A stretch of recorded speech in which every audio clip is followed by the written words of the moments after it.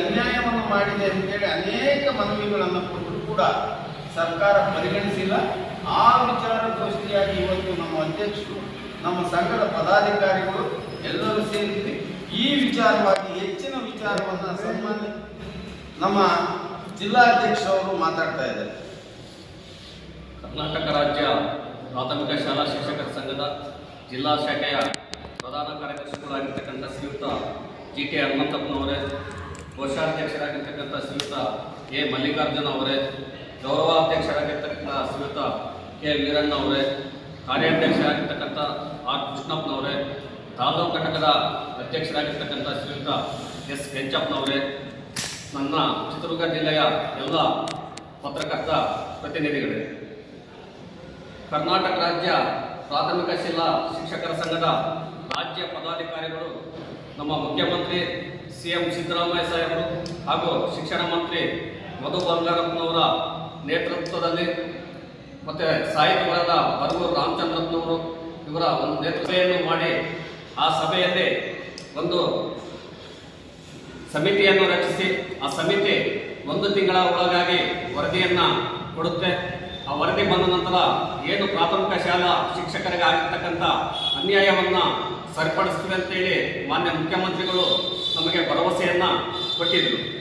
ಭರವಸೆ ಕೊಟ್ಟು ಈಗ ಏನು ನಾಳೆ 12/8/2025ಕ್ಕೆ 1 ವರ್ಷ ಆಗ್ತಾ ಬಂತು.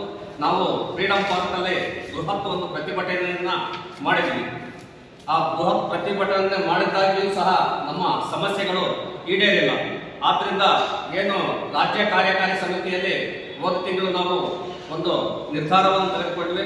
ಮೊನ್ನೆ 8/8/2025 ಗೂಗಲ್ ಮೀಟ್ ಮಾಡಿ ನಾವು ಮತ್ತೊಮ್ಮೆ ಸರ್ಕಾರಕ್ಕೆ ನೆನಪಿಸಲಿಕ್ಕೆ ಮತ್ತು ನಮ್ಮ ಸಮಸ್ಯೆಗಳು ಈಡೇರಿಲ್ಲ ಅಂತ ಎಚ್ಚರಿಸಲಿಕ್ಕೆ ನಾವು ನಾಳೆ ಅಂದರೆ 25/8/2025 ನಾವು ಹಳೆ ಮಾಧ್ಯಮಿಕ ಶಾಲೆಯ ಆವರಣದಲ್ಲಿ 3 ಗಂಟೆಗೆ ನಮ್ಮ ಎಲ್ಲ ಶಿಕ್ಷಕ ಪ್ರತಿನಿಧಿಗಳು ಸೇರಿಕೊಂಡು ಅಲ್ಲಿಂದ ಜಿಲ್ಲಾಧಿಕಾರಿಗಳಿಗೆ ಮನವಿಯನ್ನು ಜಿಲ್ಲಾಧಿಕಾರಿಗಳಿಗೆ ಮತ್ತು ನಮ್ಮ ಶಿಕ್ಷಣ ಉಸ್ತುವಾರಿ ಸಚಿವರಾಗಿರ್ತಕ್ಕಂಥ ಸುಧಾಕರ್ ಸಾಹೇಬರಿಗೆ ಮತ್ತು ಮುಖ್ಯ ಕಾರ್ಯನಿರ್ವಹಣಾ ಅಧಿಕಾರಿಗಳು ಮತ್ತು ಉಪನಿರ್ದೇಶಕರ ಮುಖಾಂತರ ನಾವು ಮನವಿಯನ್ನು ಮಾನ್ಯ ಮುಖ್ಯಮಂತ್ರಿಗಳಿಗೆ, ಶಿಕ್ಷಣ ಮಂತ್ರಿಗಳಿಗೆ ಮತ್ತು ನಮ್ಮ ಇಲಾಖೆಯ ಪ್ರಧಾನ ಕಾರ್ಯದರ್ಶಿಗಳಾಗಿರ್ತಕ್ಕಂಥ ರಶ್ಮಿ ಮಹೇಶ್ ಮೇಡಮ್ನವರಿಗೆ ತಲುಪಿಸುವಂಥ ಕೆಲಸವನ್ನು ಮಾಡ್ತೀವಿ. ತಲುಪಿಸುವಂಥ ಕೆಲಸ ಮಾಡಿ ನಮ್ಮ ಶಿಕ್ಷಕರ ಬೇಡಿಕೆಗಳು ಈಡೇರಲೇಬೇಕು.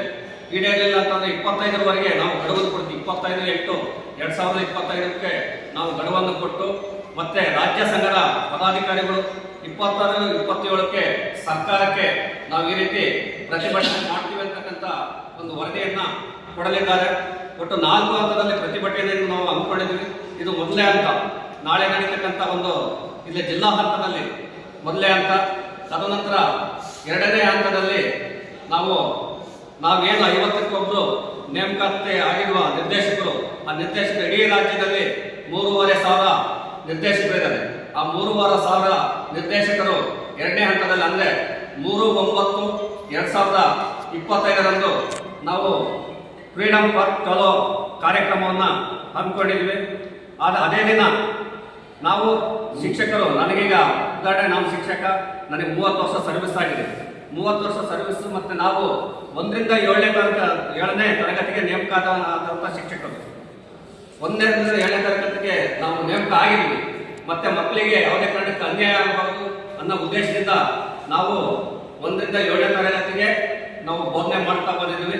ಆದರೆ ಹೊಸ ಮತ್ತು ನೇಮಕಾತಿ ಬದಲಾವಣೆಯೊಂದಿಗೆ ಅವರು ಏನು ಮಾಡಿದ್ರೆ ನಮಗೆ ಹಿಂಬಡ್ತಿಯನ್ನು ಕೊಟ್ಟಿದ್ದಾರೆ. ಹಿಂಬಡ್ತಿಯನ್ನು ಕೊಟ್ಟು ನೀವು 1ರಿಂದ 5ನೇ ತರಗತಿ ಮಾತ್ರ ಪಾಠ ಮಾಡಿರಿ ಅಂತಕ್ಕಂಥದ್ದನ್ನ ಇದು ಮಾಡಿದ್ರು. ಆದರೂ ಸಹ ನೇಮಕಾತಿನೂ ಸಹ ಆಗಿಲ್ಲ. 6ರಿಂದ 8ಕ್ಕೆ ನೇಮಕಾತಿನೂ ಕಡಿಮೆ ಆಗಿದೆ. ಅಲ್ಲಿ ಮಕ್ಕಳಿಗೆ ಸಮಸ್ಯೆ ಆಗುತ್ತೆ ಅನ್ನೋ ಉದ್ದೇಶದಿಂದ ನಾವೇ ಪಾಠ ಬೋಧನೆಯನ್ನು ಮಾಡ್ತಾ ಬಂದಿದ್ವಿ. ಈಗ ನಾವು 3ನೇ ತಾರೀಕಿನಿಂದ ಯಾವುದೇ ಕಾರಣಕ್ಕೆ ನಮ್ಮ ಸಮಸ್ಯೆ ಈಡೇರಿಲ್ಲ ಅಂತಂದರೆ ಅವತ್ತು ಏನು 1ರಿಂದ 5ಕ್ಕೆ ನಾವು ಎಲ್ಲ ಶಿಕ್ಷಕರಿಗೆ ಕರೆ ಕೊಡ್ತೀವಿ. 6, 7, 8ಕ್ಕೆ ನಾವು ಪಾಠ ಮಾಡಲ್ಲ ಅಂತಕ್ಕಂಥದ್ದನ್ನ ತಿಳಿಸಿ ಅಲ್ಲಿ ಅವತ್ತು 3ನೇ ತಾರೀಕು ಫ್ರೀಡಂ ಪಾರ್ಕಲ್ಲಿ ಸ್ಟ್ರೈಕ್ ಮಾಡ್ತೀವಿ. ಅದು 2ನೇ ಹಂತ. 3ನೇ ಹಂತದಲ್ಲಿ 4ನೇ ತಾರೀಕು ನಾವು ಅಹೋರಾತ್ರಿ ಧರಣಿಯನ್ನು, ನಮಗೇನು ಚುನಾಯಿತ ಪ್ರತಿನಿಧಿಗಳು ಅಹೋರಾತ್ರಿ ಧರಣಿಯನ್ನು ಸಹ ಅವತ್ತು ಹಮ್ಮಿಕೊಳ್ಳತಕ್ಕಂಥ ಒಂದು ಕಾರ್ಯಕ್ರಮವನ್ನ ಮಾಡ್ತೇವೆ. 3ನೇ ತಾರೀಕು 4ನೇ ತಾರೀಕು ಸಹ ನಮ್ಮ ಸಮಸ್ಯೆ ಬಗೆಹರಿಸಿದ್ದಲ್ಲಿ 5ನೇ ತಾರೀಕು ಏನು ಜಿಲ್ಲಾ ಹಂತದಲ್ಲಿ ಮತ್ತು ತಾಲೂಕು ಹಂತದಲ್ಲಿ ಶಿಕ್ಷಕರ ದಿನಾಚರಣೆ ಮಾಡ್ತಾರೆ. ನಮ್ಮ ಶಿಕ್ಷಕರಿಗೆ ನ್ಯಾಯ ದೊರೆಯಲಿಲ್ಲ ಅಂದ್ರೆ ನಾವು ಶಿಕ್ಷಕರ ದಿನಾಚರಣೆಯನ್ನು ಸಹ ಬಹಿಷ್ಕರಿಸಿ ಅದೇ ಫ್ರೀಡಂ ಪಾರ್ಕ್ನಲ್ಲಿ ನಾವು ಒಂದು ಶಿಕ್ಷಕರ ದಿನಾಚರಣೆಯನ್ನು ಅಹೋರಾತ್ರಿ ಧರಣಿಯಲ್ಲಿ ನಾವು ಶಿಕ್ಷಕರ ದಿನಾಚರಣೆಯನ್ನು ಆಚರಿಸಿಕೊಳ್ತೇವೆ ಅಂತಕ್ಕಂಥ ಮನವಿಯನ್ನು ಸರ್ಕಾರಕ್ಕೆ ತಲುಪಿಸ್ತಾ